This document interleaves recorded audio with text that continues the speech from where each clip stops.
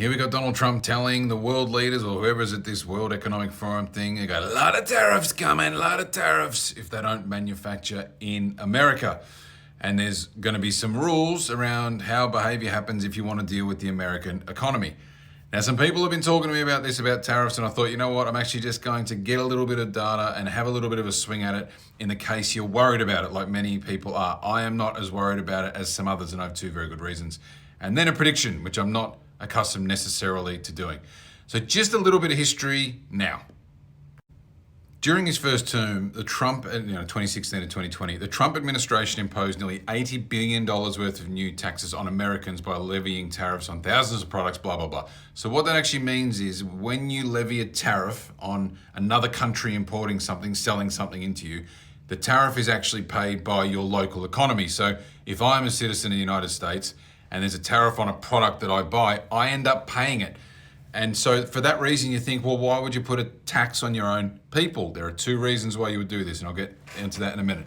So $80 billion. Biden administration has kept most of the Trump administration tariffs in place. They also announced increases of additional $18 billion on Chinese products, including semiconductors, electric vehicles, and an additional tax increase of $3.6 billion.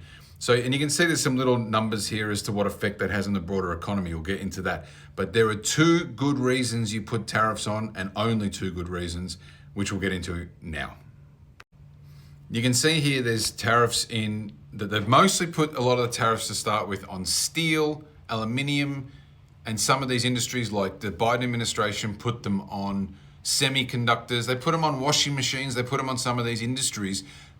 Which is one of the reasons why you would do it, is to protect the industry that you have locally. Now, people will say protectionism, you shouldn't. It's a global trade. Yes, it's a global trade. But if you've got foreign economies that can basically run down cost to zero on some of they decided to run a loss on EVs, like EV cars, that sort of stuff, BYD, these sort of crowds, and they can ship them into your economy without the cost of actually building them because they're subsidizing them, that is a very good reason to put a tariff on them. So if you've got local industry that you're trying to build, you're trying to protect the industry itself, which will be cannibalized if you allow all these exports to come in, that's a very good reason to use tariffs.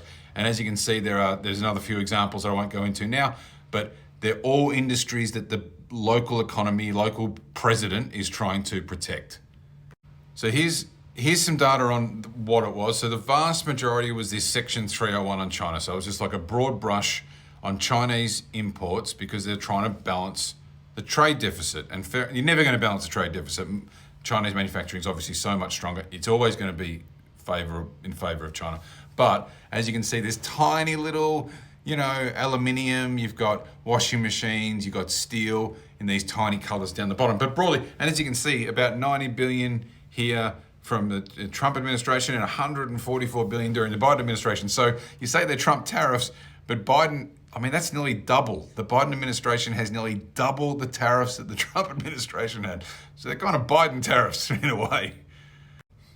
So this gives you a bit of a summary here on the amount. Okay, so you put the tariff on. Any of these imports coming in, there's tariffs, they're going to be paid. This is how much they've cost households per average in the United States. So during the Trump years, it's about $200 per year in total, the cost of these tariffs, and $300, $380, $380, $300 during the Biden years. Okay, so $400 a year is not nothing, but it is not some enormous amount of money per household. What it is a small tax to protect industries, which also means we can have local jobs, have local industries that might end up exporting, protect local communities.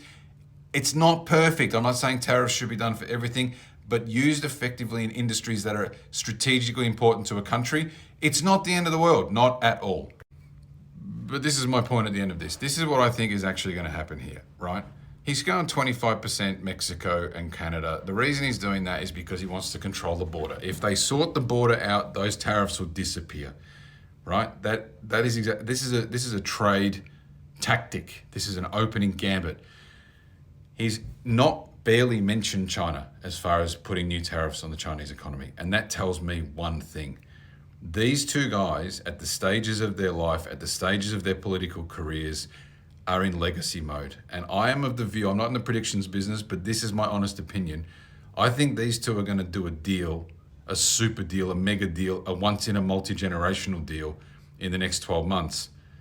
And we're going to see normalization of trade between these two countries. And we're going to see a lot of heat come out of what's been happening, caused by both of them, by the way.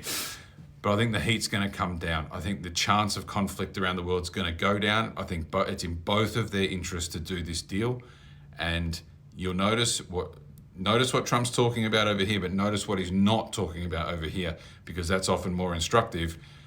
This could be the deal of a generation, deal of a lifetime that leads to significant peace, harmony, economic growth. So yes, there's going to be some bumpy times. Yes, we're going to have tariffs. We're going to have all this sort of rhetoric. That's going to happen. But look at what's underneath. Look at what deals are going to be made, chasing legacy. This guy's a peacenik.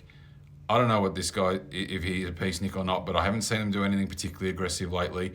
There's a deal. So the tariffs are not going to end the world. They're a tiny, tiny amount of a dent on international trade. They're a tool instead of using force. Be calm. It's going to be okay. And there's the possibility, in my view, just an opinion, in the next little while, we might have the deal of a lifetime.